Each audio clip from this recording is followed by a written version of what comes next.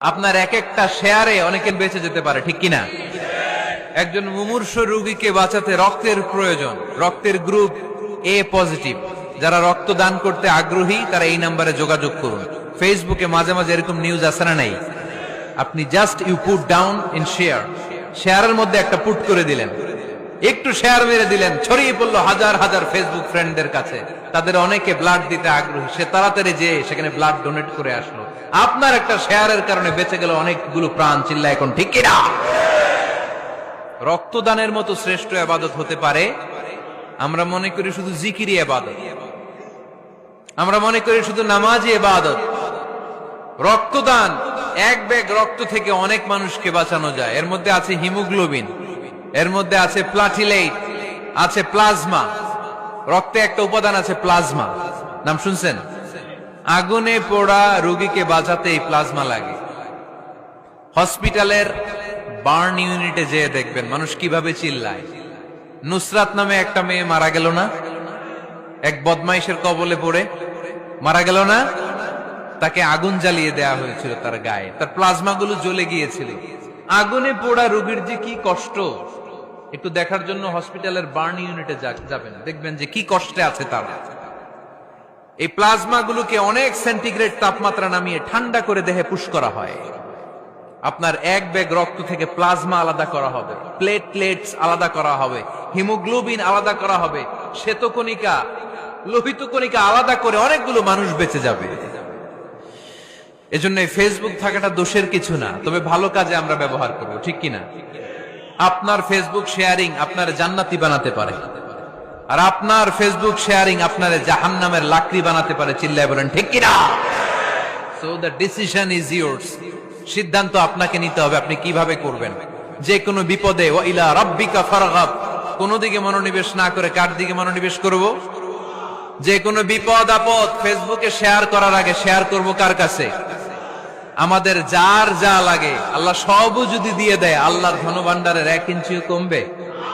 হাদিসে কুদসিতে আল্লাহ বললেন, লাউ আন্না আউওয়ালাকুম ওয়া আখিরাকুম ওয়া ইনসাকুম ওয়া জিন্নাকুম, পৃথিবীর সব জিন, পৃথিবীর সব মানুষ বিশাল মরুভূমিতে দাঁড়িয়ে যদি আমার কাছে চাইতে শুরু করে, আল্লাহ এটা দাও, ওটা দাও, ওটা দাও, আমি আল্লাহ তোমাদের সব চাহিদাও যদি মিটিয়ে দেই, আমি আল্লাহর ধনভাণ্ডারের 1 ইঞ্চিও কমবে না।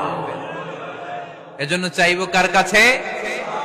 বিপদে আপদে ভরসা করব কার কাছে? আর অবসরগুলোকে কাজে লাগানোর দরকার আছে না নাই? স্বাবলম্বী হওয়ার চেষ্টা করার দরকার আছে না নাই? ফা ইন্নামা আল উসরি ইউসরা, ইন্নামা আল উসরি ইউসরা। নবী হে, কষ্টের পরেই আছে সুখ, দুঃখের পরেই আছে আনন্দ। সব সময় মানুষের সময় একরকম কাটে না।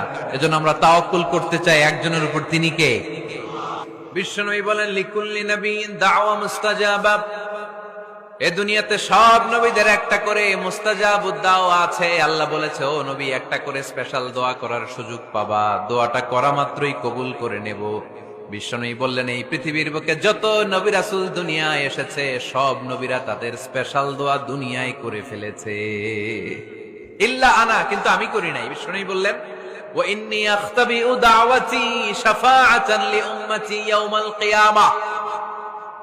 আমি আমার স্পেশাল দোয়াটা করি নাই, আমার স্পেশাল দোয়াটা আমি আমার গুনাহগার উম্মতকে বাঁচানোর জন্য কিয়ামত পর্যন্ত রেখে দিয়েছি। আমরা যেদিন বিপদে পড়ে যাব, যেদিন আমার আব্বা আমারে চিনবে না, আমি আমার আব্বারে চিনব না, নেতা তার কর্মীরে চিনবে না, কর্মী নেতারে চিনবে না, ঠিক কিনা? পীর সাহেব মুরিদরে চিনবে না, মুরিদ পীর সাহেবরে চিনবে না, স্বামী তার স্ত্রীরে চিনবে না, স্ত্রী তার স্বামীরে চিনবে না। নবী থেকে শুরু করে, অলি থেকে শুরু করে, শহীদ থেকে শুরু করে সবার মুখে একটাই জিকির, ইয়া নাফসি ইয়া নাফসি ইয়া নাফসি। আকাশের সূর্যটা যেদিন মাথার কাছে চলে আসবে, জমিনটা তামার জমিন হয়ে যাবে। সূর্যের তাপে মাথার মগজগুলো ভাতের মাড়ের মতো গলে গলে নাকের ছিদ্র, কানের ছিদ্র দিয়ে টপ টপ করে বেয়ে বেয়ে নিচে পড়বে। ওই কঠিন দিনে কেউ কাউরে চিনবে না। বিষ্ণু বললেন, ওই দোয়াটা আমি দুনিয়ায় করি নাই। আমি বদরের যুদ্ধে মার খেয়েছি, উহুদের যুদ্ধে দাঁত ভেঙেছি, আমি না খেয়ে পেটে পাথর বেঁধেছি। আমি যদি ওই দিন দোয়া করতাম, আল্লাহ দোয়া কবুল করে নিত, জান্নাতি খাবার দিয়ে দিত, আমার মায়ের খাওয়া লাগতো না, তায়েফে আমার রক্ত ঝরতো না, দোয়া করলেই কবুল। কিন্তু ওই দোয়াটা আমি দুনিয়ায় করি নাই, ওই দোয়াটা আমার জন্য, আপনার জন্য, আমাদের জন্য বিশ্বনবী জমা রেখে দিয়েছে। এজন্য বিশ্বনবীর চিন্তা আর আমাদের চিন্তা এক চিন্তা না, বিশ্বনবীর পুরা উম্মতের চিন্তা। কিয়ামত পর্যন্ত যত মানুষ আসবে সবাই আমার উম্মত, না জানি তাদের নসিবে কি হয়ে যায়। এই চিন্তার বোঝা বিশ্বনবীকে কাবু করে ফেলেছিল। আল্লাহ বললেন, নবী নো টেনশন, কোনো টেনশন নাই, আপনার এই চিন্তার বোঝাকে আপনার পিঠ থেকে আমি আল্লাহ নিজ দায়িত্বে সরিয়ে নিলাম। এজন্য আল্লাহ বললেন, আলাম নাশরাহ লাকা সাদরাকা ওয়া ওয়াদা'না আনকা বিজরাক আল্লাযী আনকাদা যাহরাক।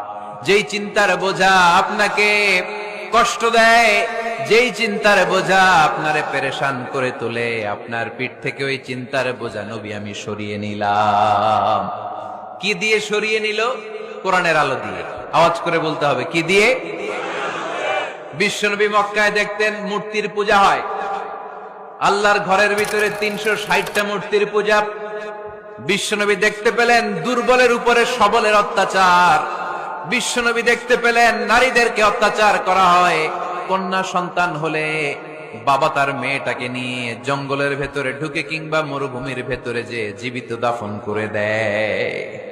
ওয়াইদাল মাউউদাতু সুইলাত ওয়াদুল বানাত। বিশ্বনবী এগুলো দেখতেন চারপাশে, দেখে এই পথহারা জাতিকে কিভাবে উদ্ধার করবেন, কি দিয়ে উদ্ধার করা যায়, এই টেনশনে বিশ্বনবীর পিঠ বাঁকা হয়ে গিয়েছিল।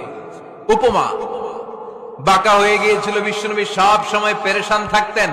আল্লাহ বললেন, নবী টেনশনের দরকার নাই, হেরা গুহায় এমন একটা নূরের আলো দিয়ে আমি আপনারে আলোকিত করব, যার মাধ্যমে সব পেরেশানি দূর হয়ে যাবে। আলাম নাশরাহ লাকা সাদরাকা ওয়া ওয়াদা'না আনকা বিজরাক আল্লাযী আনকাদা যাহরাক। আপনাকে পেরেশান বানিয়ে দেয় এরকম সব চিন্তার বোঝা আমি আল্লাহ সরিয়ে নিলাম। সুবহানাল্লাহ। আল্লাহ আমাদের সবাইকে কথাগুলো বুঝা আর আমল করার তৌফিক দান করুক। আমরা পড়ি আমিন।